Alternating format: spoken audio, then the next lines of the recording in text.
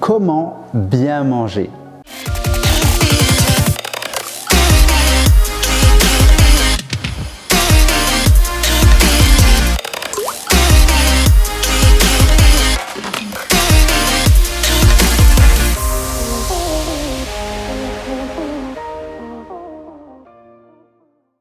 Bonjour, ici Mourad Hassani, coach mental et expert en perte de poids durable. Aujourd'hui, dans cette vidéo, nous allons voir comment bien manger, quelles sont les bases alimentaires pour manger sainement. Mais juste avant, pense à t'abonner à la chaîne en cliquant sur le bouton s'abonner, mets-moi un j'aime pour booster l'algorithme de Facebook afin de diffuser cette vidéo à un maximum de personnes. Alors, comment bien manger? C'est une question qu'on me pose régulièrement. Qu'est-ce que je dois manger? Mourad, je ne sais pas quoi manger, je suis perdu, j'entends par-ci, par-ça, je ne sais plus quoi manger. Qu'est-ce qu'il faut manger pour perdre du poids et avoir une alimentation saine? En fait, ce n'est pas aussi compliqué que ça. On a l'impression que c'est hyper complexe de bien manger. Un coup on dit ça, un coup on dit ça. En fait, il y a des règles très simples de base. Et justement, dans cette vidéo, je vais t'expliquer les règles de base en fait, pour manger sainement. Alors, dans un premier temps, ce qu'il faut savoir, c'est que dans l'alimentation, il y a ce qu'on appelle les macronutriments, donc ils sont répartis sous 3 catégories. Donc, on a les protéines, les glucides et les lipides. Donc, ce sont les macronutriments, d'accord? Donc, on va les voir en détail. Et on a les micronutriments. Les micronutriments, ce sont les minéraux et les vitamines, d'accord? Donc, c'est ce qui englobe, on va dire, la base alimentaire. Donc, les macronutriments et les micronutriments, d'accord? Donc, pour avoir une alimentation équilibrée, eh bien, il nous faut nos 3 macronutriments dans à peu près chacun de nos repas et des vitamines, des minéraux. Donc, il faut avoir un quota journalier pour ne pas être en carence, d'accord? Et à ce que l'organisme fonctionne au mieux. Mais il ne faut pas non plus rentrer à l'extrême, à tout calculer, à se dire est-ce que j'ai tout est ok, machin, parce que sinon on va se rendre malade. Le but, c'est pas ça dans cette vidéo, le but c'est juste de te sensibiliser et de te partager donc du coup les bases alimentaires pour que tu comprennes comment ça fonctionne sans rentrer dans des calculs, des trucs hyper complexes, parce que pour moi, j'en vois pas l'intérêt, honnêtement, et pour être en carence, il faut vraiment pousser le truc à l'extrême, d'accord? Donc, il faut plusieurs semaines ou même peut-être plusieurs mois si on arrête de manger tel minéraux ou telle protéine ou tel macronutriment pour être en carence. Donc, ça ne se fait pas en quelques jours. Donc, pas de panique là-dessus en se disant « oui, mais moi, je veux savoir combien il faut que je mange de calcium, de magnésium. » Non, non, non, là on va trop loin. J'ai envie de te dire, tu fais une prise de sang, tu verras tout de suite si tu es en carence ou pas. Et à ce moment-là, oui, tu pourras réguler en fonction de si tu as des carences ou pas. Mais il ne faut pas s'affoler ou tout calculer pour être au top sur tous les nutriments. Alors, pour revenir aux bases, donc on a dit l'alimentation, elle regroupe, on va dire, là vraiment je résume de manière globale sans rentrer dans les détails, donc on a dit les macronutriments et les micronutriments. Les macronutriments, on a dit qu'ils se répartissaient sous 3 catégories, donc on a les protéines, les glucides et les lipides, d'accord? Donc il n'y a pas vraiment d'ordre. Les protéines, à quoi elles servent? Les protéines, elles servent à la restructuration et à la réparation des cellules, d'accord? Donc c'est dans la régénération de nos cellules, de nos tissus. Donc les tissus, c'est la peau, les ongles, les cheveux, donc tout ce qui constitue notre organisme.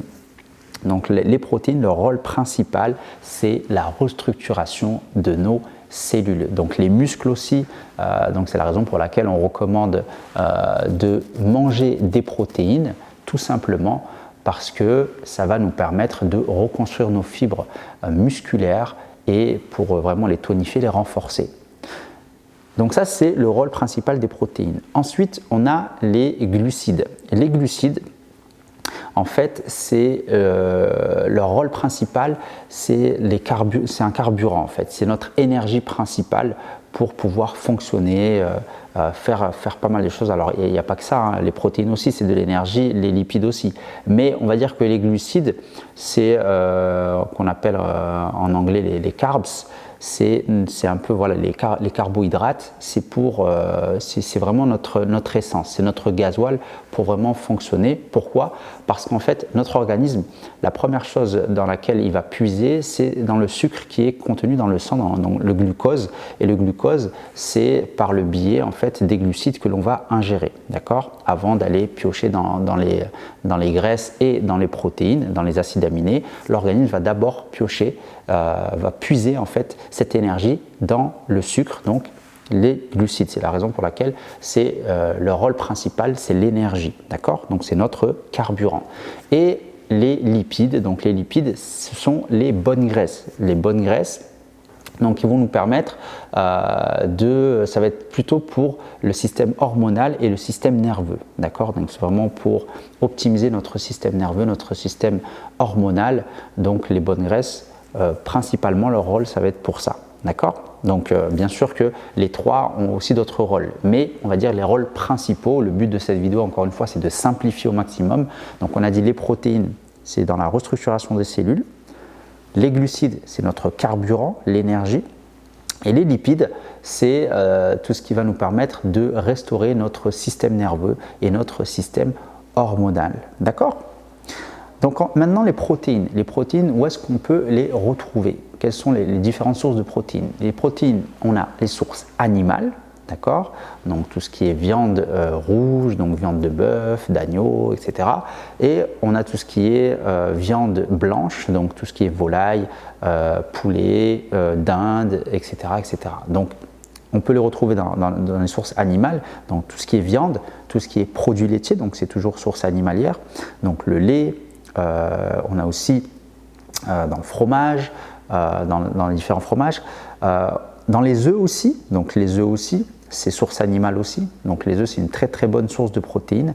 Donc il y a énormément de sources de protéines de sources animalières.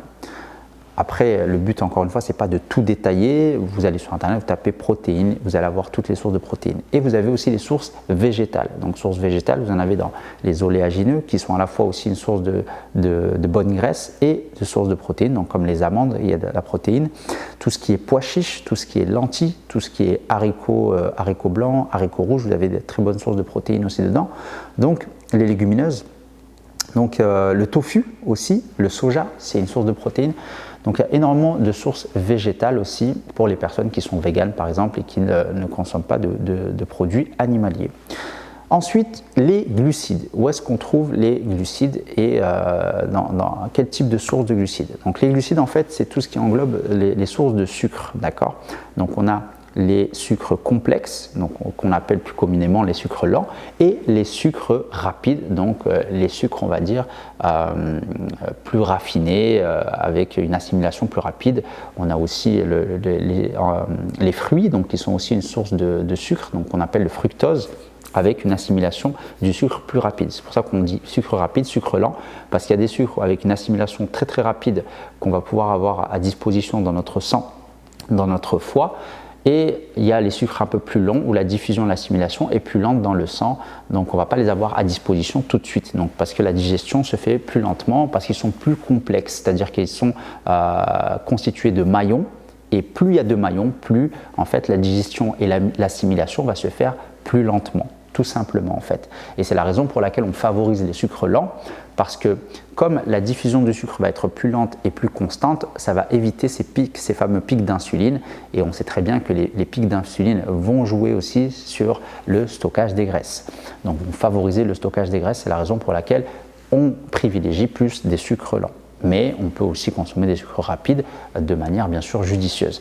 Donc les sucres lents et les sucres rapides, vous savez à peu près où les trouver. Donc les sucres lents, comme très bonne source de sucre lent, on en a dans les céréales, donc comme l'avoine, le sarrasin.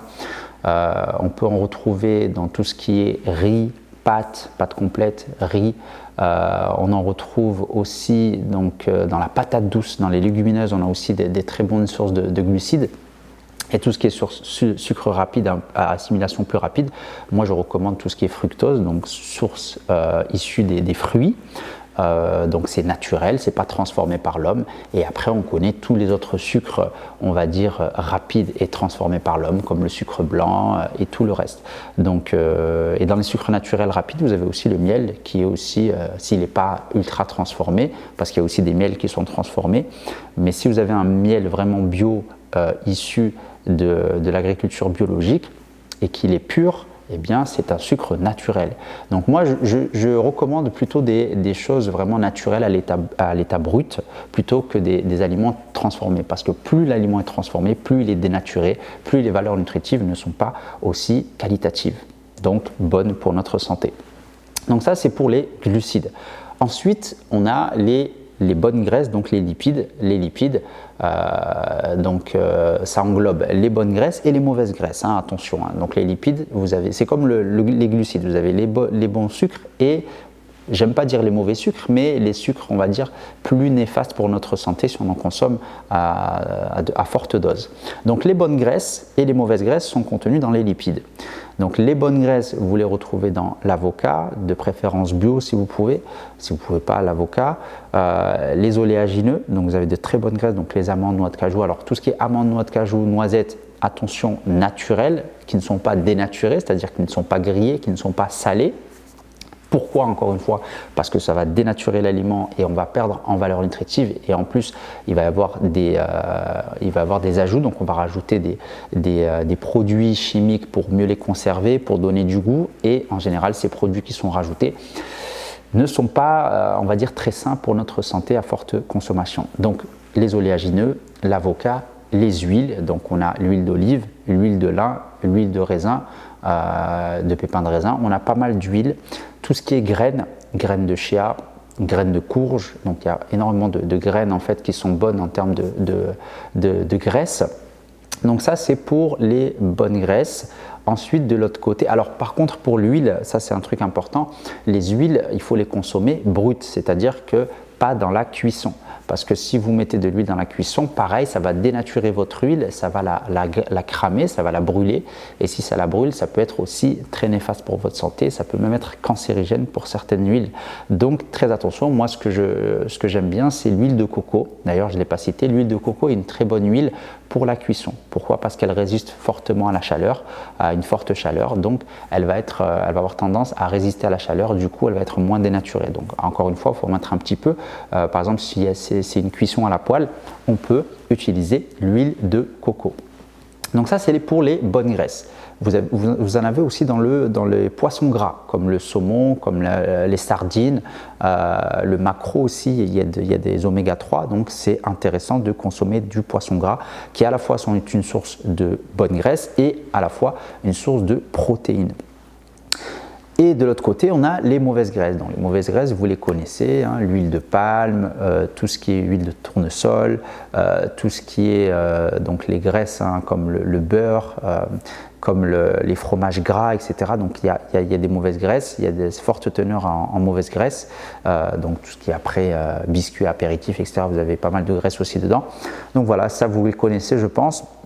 Donc ça, c'est pour les macronutriments. Donc on a vu les protéines, les glucides et les lipides.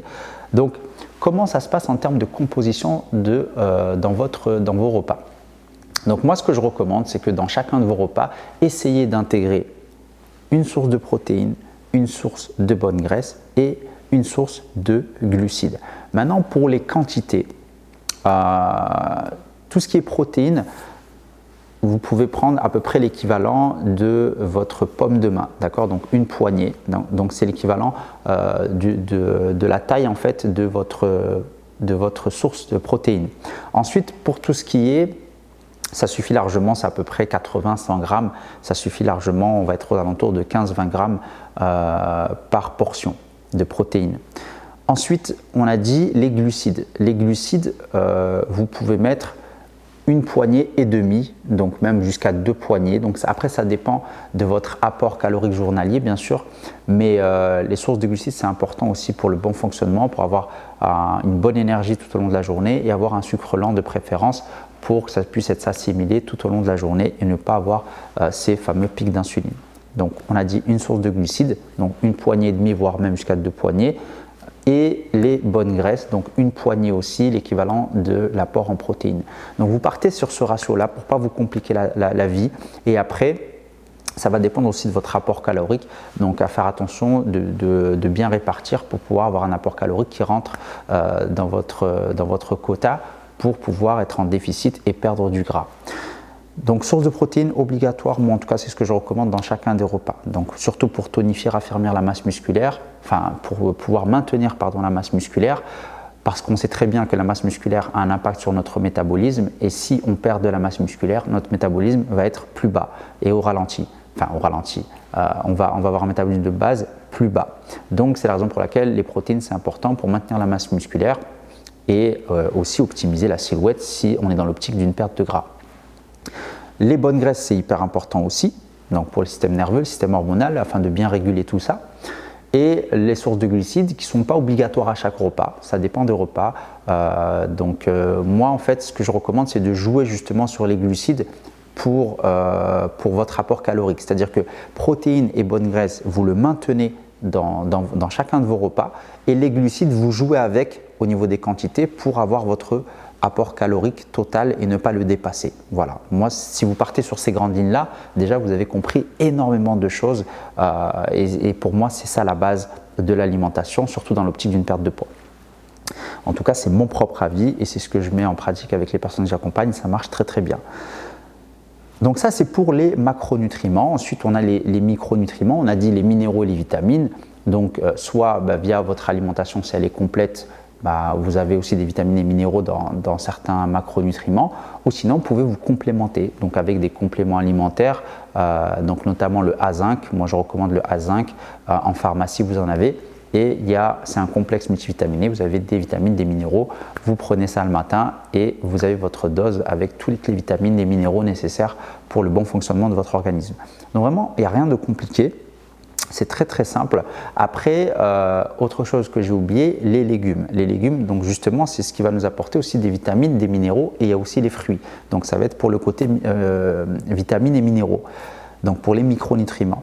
Et les légumes ont un rôle aussi très important, sans parler des vitamines et des minéraux, aussi pour la régulation de notre acidité corporelle. Parce que dans notre corps, en fonction des aliments qu'on mange, ça va créer soit beaucoup d'acide. Donc l'acide, c'est-à-dire que ça va être les déchets qui vont être produits par notre assimilation des nutriments. Et cet acide, s'il est trop élevé, il peut créer des inflammations, donc des douleurs, des tendinites, etc. Et ça devient contraignant.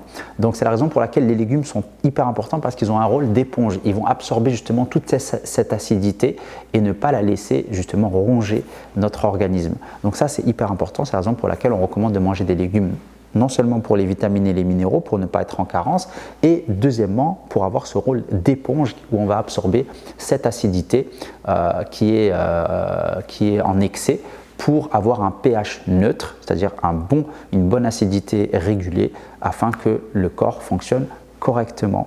Voilà, donc c'était vraiment les bases alimentaires, sans rentrer trop dans les détails. Si tu as des questions, si tu as besoin que j'y réponde, mets-moi un commentaire, pose-moi tes questions et je me ferai un plaisir de répondre à tes questions. Pense à t'abonner si ce n'est pas encore fait, mets-moi un j'aime pour booster l'algorithme si cette vidéo t'a plu. Et on se dit à très vite dans une prochaine vidéo. Bye bye.